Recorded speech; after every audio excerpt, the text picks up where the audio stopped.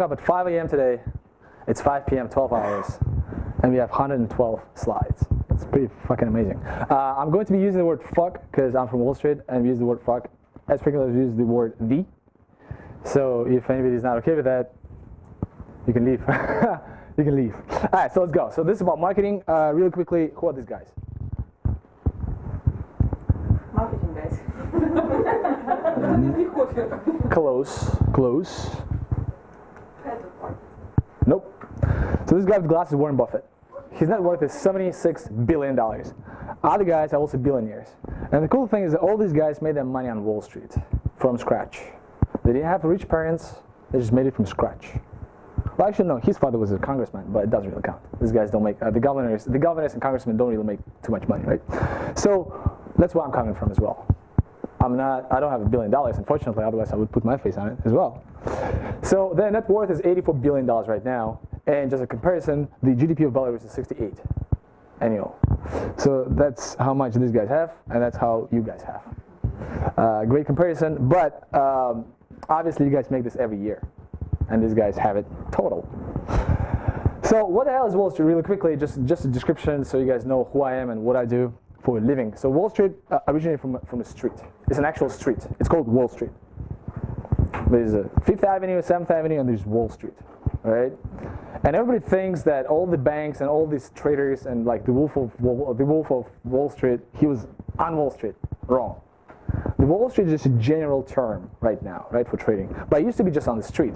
So what it used to be is these dudes, in the beginning of the 20th century, they wanted to buy stock. And there was no building, there was no exchange. So they went and screamed to the brokers, and the brokers would lean from the windows to take the order, buy or sell. And that's how everything was done. But since it's cold in New York sometimes, they built the exchange. And that thing occurred on Wall Street. And that's why they called it Wall Street, right? So now, location-wise, this is Central Park over here, right? I went to school somewhere here, New York University. Those are the twins that do not exist anymore, unfortunately. So Wall Street is somewhere here, right? There are a bunch of rats.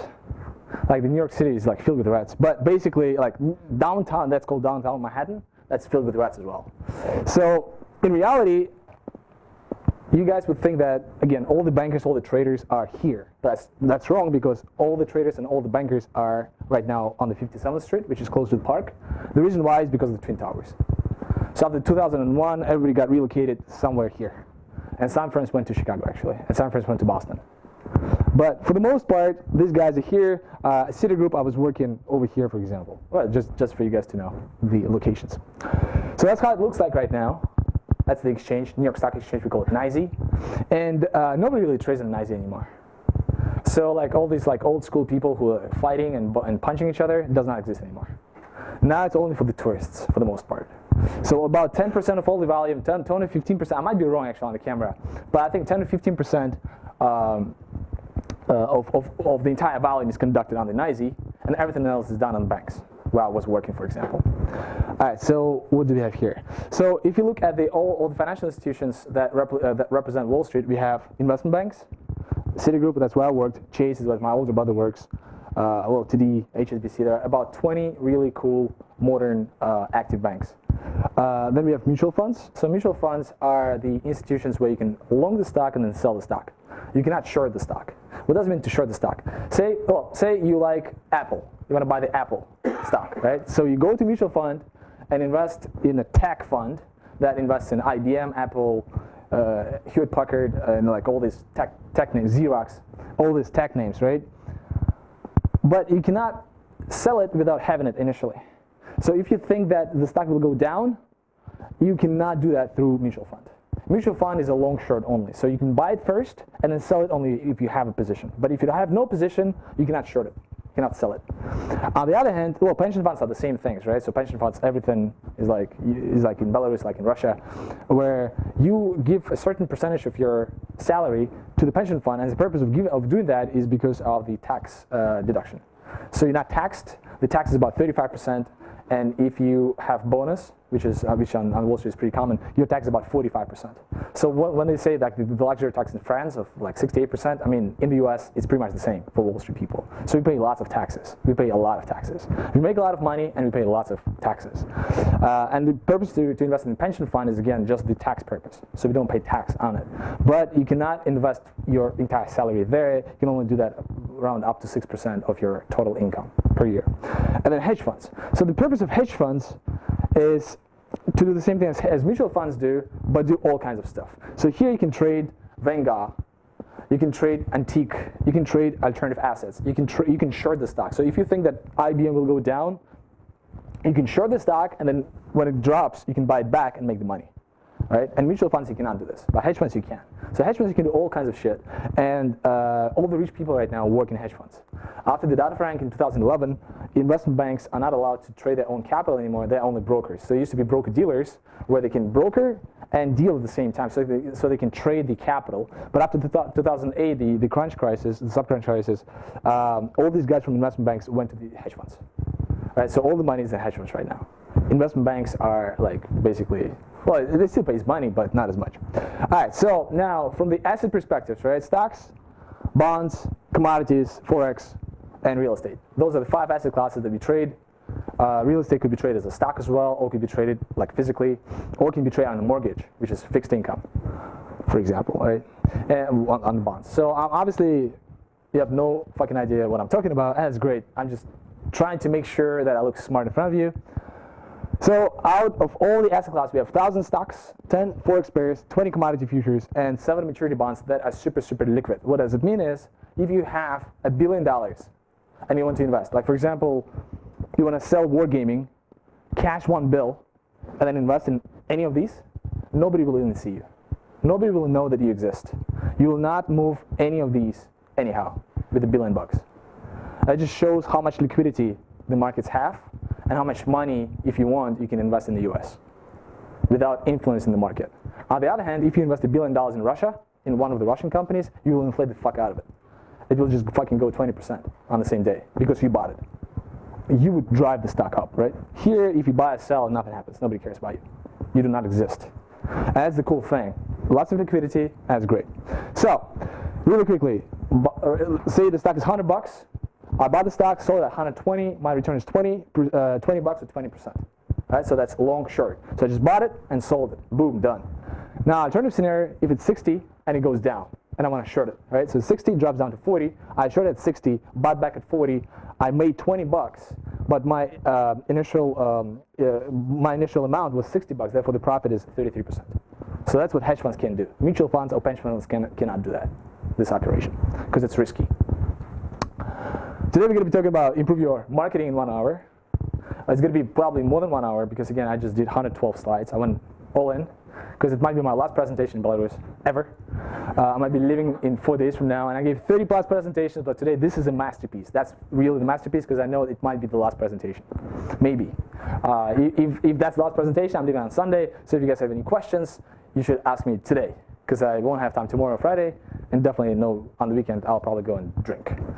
So, really quickly about myself. Was born in a city between Moscow and Ural Mountains, but went to Moscow, finished the high school there, then flew to New York, finished at New York University with majors finance, statistics, and minor in mathematics. Then I worked at Citigroup as an investment bank for 2 years, and well, my achievement there is I doubled the return for $3 billion with a B, $3 billion portfolio, and it's American dollars. That's not Belarusian rubles. So just to make sure we understand it, right? Then I worked with Brooklyn Risk Advisors, where we specialize in alternative assets. And the cool thing was there that I used the mathematical and statistical models to bring alternative assets into primary market. So alternative assets is something that doesn't trade primarily. It doesn't trade in exchanges. You cannot buy it. I cannot buy it either. But I was trying to move it to the point where all of us can trade it if you want to. So move it from secondary markets to the primary markets. And I did it successfully. Well, I didn't move it, but all in, but we used mathematical models to hedge the exposure to alternative assets, and we helped many firms hedge the exposure and save lots of money. We also made lots of money too. Then I worked at 3Red, which is in Chicago, is a trading firm. The owner of this firm is also Russian born. He was born in Moscow. He moved to Chicago when he was 15. Actually, Michigan when he was 15. Now he's 34. His net worth is $100 million, and he made all of that himself. Smart dude, super smart, plays chess, amazing guy. And I joined the firm to assist to create the equity options desk. So they had the options desk, they were trading fixed income and commodities, and I helped them create the equity desk. I'm the author of the book, which is sold on Amazon, S&P 500 Playbook, 34 Strategies, easy to follow, 200 whatever. I have the video course, if you want to buy it, it's called Beat the Market Crash Course, also Trading Ninja Bootcamp. If you go to the website, this course, the Trading Ninja Bootcamp, I think is free. This course is $1,000. It's also great, based on the book and based on many strategies. I'm a contributor at Stock Tweets, which is Twitter for trading and investing. And the cool thing about the Stock Tweets is that the CEO of the Stock Tweets knows that I exist, and he knew about that fairly quickly after I started posting my posts. So that's a great achievement as well, in my opinion. Trading horoscope is something that I do. So I have basically there's an S&P 500, which is the index of the largest stocks in the US. So I split them based on the zodiacs, based on the date of origination. So there's Capricorn, there's Sagittarius, there's Cancer, whatever. And I did trading strategies for these signs. So technically, any one of you can look up your daily trading horoscope to see what stock you should buy or sell today based on statistics. And last year, my funds on average outperformed the S&P 500 by 20%. S&P 500 turned out flat, and I made up 20%, which is great. If you want to invest with me in the US, whether it's stocks, real estate, or startups, that's an email. It will also be at the end. If you have no cash, too bad.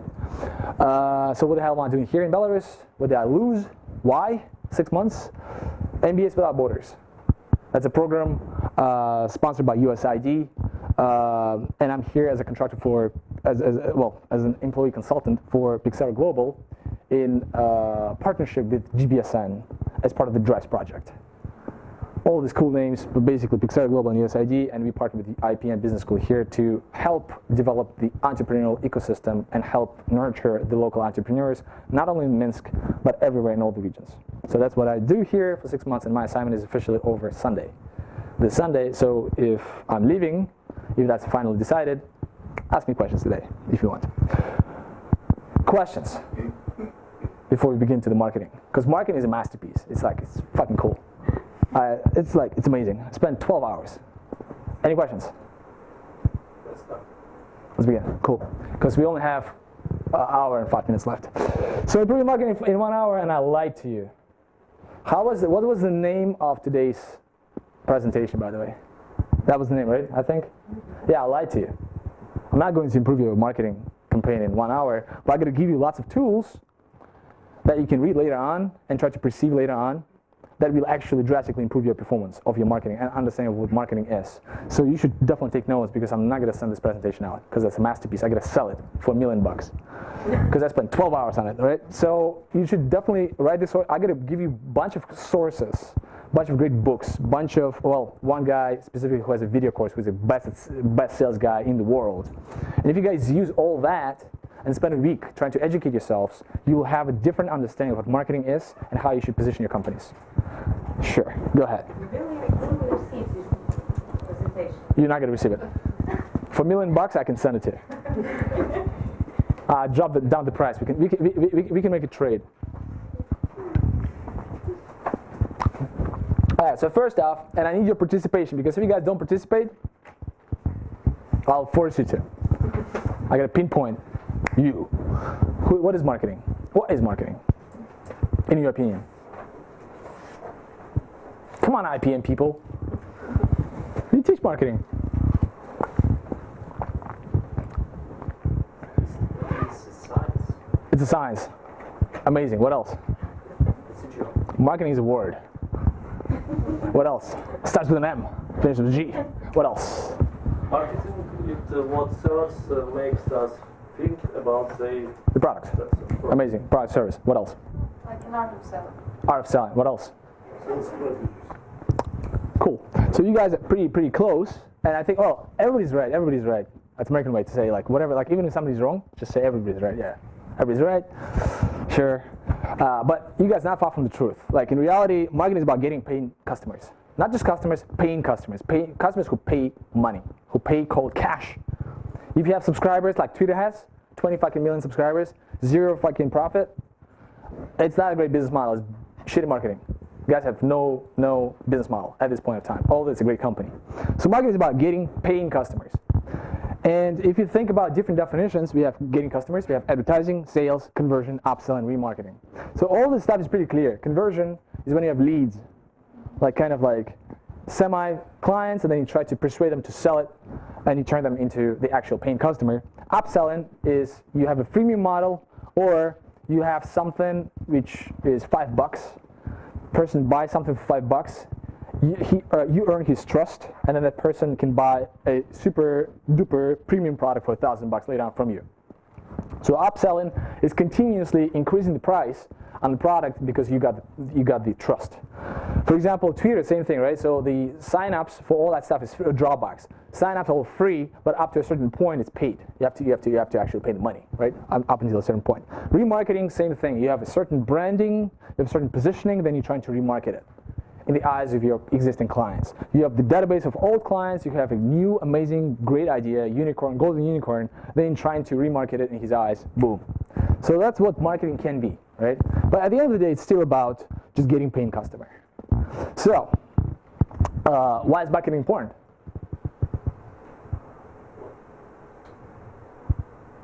Because it's a money. Yeah. You can say it louder. You can say it louder. It's about money.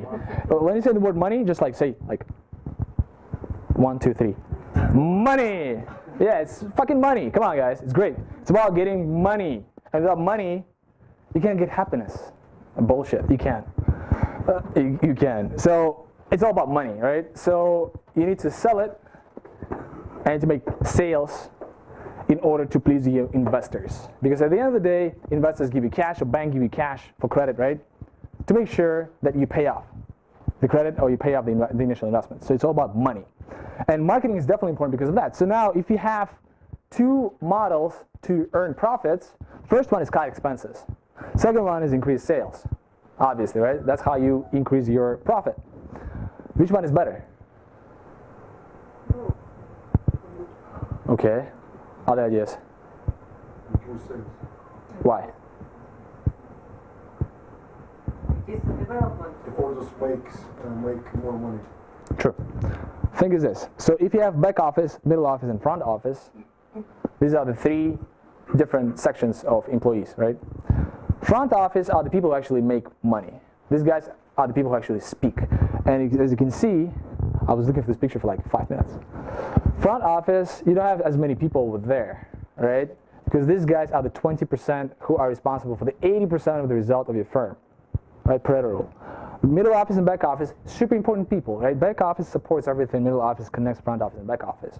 But at the end of the day, you can always hire middle office and back office. You can always rehire. But relationships from the front office are hard to rehire, right? So front office is definitely key. And marketing is, at the end of the day, what? Money. Say it money. Let's go. It's great, right? And frugality is definitely a great thing to have. Frugality meaning you're cutting your expenses. You're trying to save up every cent, every penny, save $1, blah, blah, blah. It's all great. By the end of the day, we are adaptable. We're human beings. So if we adapt ourselves to constantly save money and being frugal, we will be frugal. But if we are trying to actually increase sales, just like you mentioned, we'll learn a habit of making more sales later on. And that's the best model to actually raise the sales. Because if you raise the sales, you have a great habit of raising sales again and again and again. And you can only cut the expenses up until a certain point. Right? Yes, due to internet, sure, some processes are more automated right now, but more optimized. But sure, you can cut it down to 0. You cannot cut it down to -100. Right? It has a limit. Sales has no limit. So it's way better to think about how to raise sales. In a way, it's way better not to cut expenses at all. And constantly think, instead of watching TV, constantly think about how you can raise sales, not only for a company, but also for your personal, personal budget, personal family budget. So obviously, when we're thinking about, the old school owners, we're thinking about those German folks who walk like this, they're happy all the time, they sell fucking bakery and shit. No, it's not like this anymore. If you are a business owner, you have to be able to sell. You have to be super aggressive. You have to spend all your time trying to bring as many clients as possible. It's not about just knowing how to do the operations, right? It's not about being this guy. You actually have to go out and sell aggressively as a leader. As a business owner, you have to look into marketing because marketing is sales. Marketing is money, and that's what investors want. And the operation on the back end, anybody else can take care of it, right? Hire a CEO, they'll take care of it. But as a business owner, you have to motivate, you have to inspire, you have to be that leader who can constantly inspire the clients. That's clear? So if you guys business owners and you think marketing is not important, bullshit. Super important. Because marketing is money, marketing is sales. That's the only important thing, actually. Nothing else matters. Maybe besides the team. But again, team to increase the sales, which is marketing. This guy, Elon Musk, Bill Gates, Steve Jobs. These guys, visionaries, geniuses, engineers. But whatever you can call them, but these guys are the top marketers and the top salespeople. That's how they were able to get to get the company to the level where it is right now. These guys are the best salespeople in the first place. Richard Branson, right? Warren Buffett. Like this picture, I just didn't have the time to find them, but just telling you. Also great salespeople because they know how to make money. There we go. There we go. So why marketing doesn't work? Why my marketing doesn't work? I'm doing everything possible and I suck. Doesn't work. I have a business. I have a website. I cannot sell anything because it doesn't fucking work. Why not? What's the reason? Especially in Belarus. But marketing. What else? Perfect. Good idea. What else? Wrong target audience. Cool. What else? So not appropriate segmentation. What else?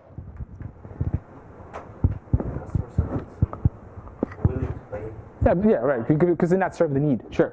So the thing about marketing is the best thing to do is to market to a tribe. Tribe is the segment, the right segment. So you try to identify. So tribe. The idea of tribe was created by Seth Godin, who's one of the most motivational speakers in the U.S. So he talks about the tribe, and by tribe he means, well, that's in his book, We All Weird, for example. He constantly do that. His definition of tribe is usually innovators and early adopters for your specific product. All right, so for Apple, those are techie guys. But if you do something like machinery-wise or like new Harley Davidson, then your innovators and early adopters are going to be guys who love the motorcycles. Right? So it doesn't have to be the techie. Those two guys, those two groups, the first two are the first people. That's your tribe. And everybody else, you don't care. You don't need to market it to. You don't need to market it to these guys. You need to market it to your target audience and spend all marketing laser focused specifically for these two groups to make sure there are sales. Then you will create a tribe, and tribe will tell other tribes. And then all of a sudden, everybody loves your product. The best example that I know is iPod. Initially, it was targeted specifically for high school kids